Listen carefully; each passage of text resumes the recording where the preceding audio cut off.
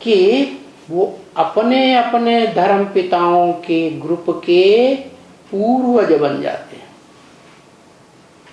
उन धर्मों में सबसे ऊंचा पार्ट बजाने वाले। कैसा पार्ट बजाने वाले? फ्लॉलेस। क्या? जैसे देवी देवता सनातन धर्म का सबसे ऊंचा पार्ट बजाने वाला फ्लॉलेस कौन? महादेव। ऐसे ही चंद्रवंश का सबसे ऊंचा पार्ट बजाने वाला कौन?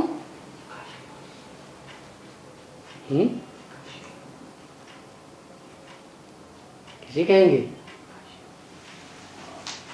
है जिसे कहते हैं अनुसुईया, काशी मां, योगिनी। योगी राज होगा, योगी होगा दुनिया का सबसे बड़ा, तो सबसे बड़ी योगिनी भी तो होगी कोई, तो वो रुद्रमाला का दूसरा मंत्र। उससे जन्म होता है किसका? है? अरे नहीं, उससे जन्म होता है संगम युगी नारायणी का। वो जो संगम युगी नारायणी है वो तो त्रिदेव में से एक है ना, वैष्णवी है ना, तो वो तीनों देवियां और तीनों ही देवताएं उसको पवित्रता में श्रेष्ठ मानते हैं। किसको? अनुसुईया। जिस अनुसुईया ने तीन देवताओं को भी अपना बच्चा बना लिया। आए थे गंदे भाव से। क्या? गंदे भाव से आए थे, गंदी भाषा बोली, लेकिन फिर भी उन बच्चों को क्या कर दिया? योग बल से छोटा बच्चा बना दिया। इतनी पवित्रता की ताकत। तो वो सब धर्मों में सबसे ऊंचा पद पाने वाली बन जाती है संगम युग में। प्रभावित हो जाते हैं सब धर्म वाले। और जो मुख्य चंद्रवंश है, ब्रह्मा वाली आत्मा, विष्णु वाली आत्मा, शंकर वाली त्रिदेव, तीनों ही वो प्रभावित हो जाते हैं, बच्चा बन जाते हैं, रचना बन जाते हैं। प्रभावित माने प्रजा, प्रजा माने बच्चे। तो उसको कहते हैं काशी नगरी। क्या? सबसे प्यारा रुद्रवत्सों में कौन है? काशी नगरी। काशी नगरी नाम क्यों पड़ा? काश्य को धारण करती है। काश्य माने तेज। जो सूर्य का तेज है, ओरिजिनल ज्ञान सूर्य है ना शिव, उसके तेज को धारण करने वाली वो बनती है तब जब वो ज्ञान सूर्य शिव साकार मनुष्य सृष्टि में प्रवेश करता है। कैसा धारण करती है? जगदम्बा की तरह धारण नहीं करती है कि धारण करे एक से फिर दूसरों से कनेक्शन बुद्धि का जुड़ जाए। नहीं, कैसा धारण करती है? ऐसा धारण करती है कि एवर प्योर, उससे जास्ती पवित्र और दुनिया में कोई आत्मा बनती ही नहीं। लेकिन रुद्रमाला का वर्ण है, जन्म जन्मांतर के पुरुष के संस्कार हैं या स्त्री के संस्कार?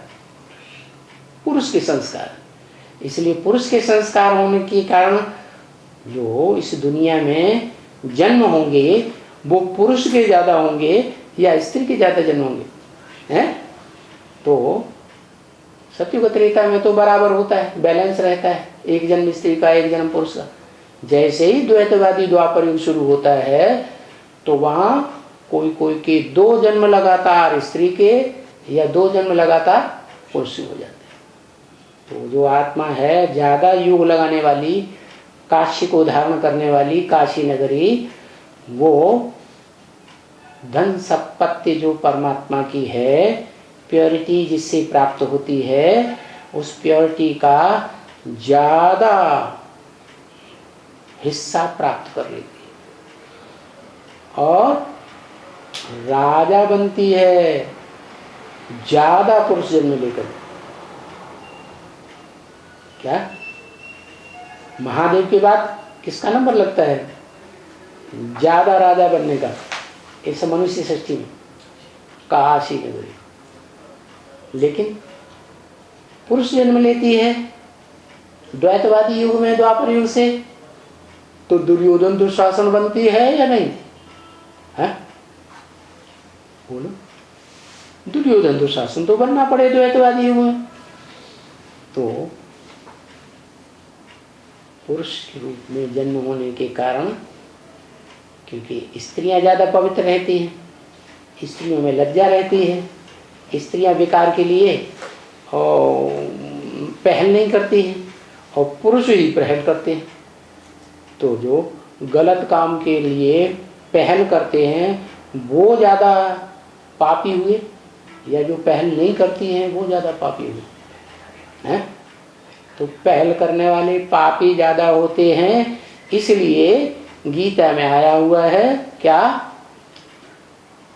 वित्तेषु यक्ष राक्षसाम, जो यक्ष और राक्षस हैं उनमें मैं, वित्त माने धन संपत्ति, ईश माने स्वामी, मैं वित्तेश बनता हूं अर्थात कुबेर हूं। क्या?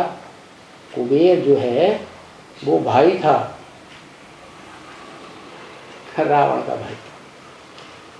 तो ये बताया कि प्रैक्टिकल जीवन में ज्ञान का जो विशेष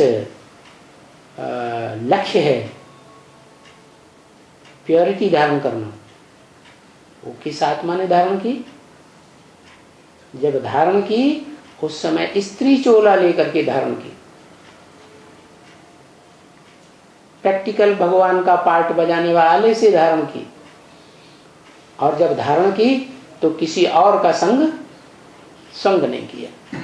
इसलिए वो प्योरिटी की पावर अक्षुण्ण रहती है और वो महादेव के बाद संसार का सबसे शक्तिशाली राजा बनते हैं।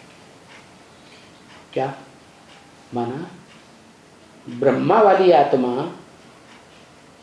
दादा लिखराज वाली आत्मा जो कल्प में राजा बनेगी उससे भी ज्यादा राजा बनेगी या नहीं? उससे भी राजा, क्योंकि ब्रह्मा वाली आत्मा तो सतयुग के पहले जन्म में जाके राजा बनती है, और ये रुद्रमाला के मण के कहाँ राजा बनते हैं? इससे संगम युग में राजा बनते हैं, जो ऊंचे ते ऊंची पीढ़ी है। क्या? सतयुग में 9 पीढ़ियां हुई ना,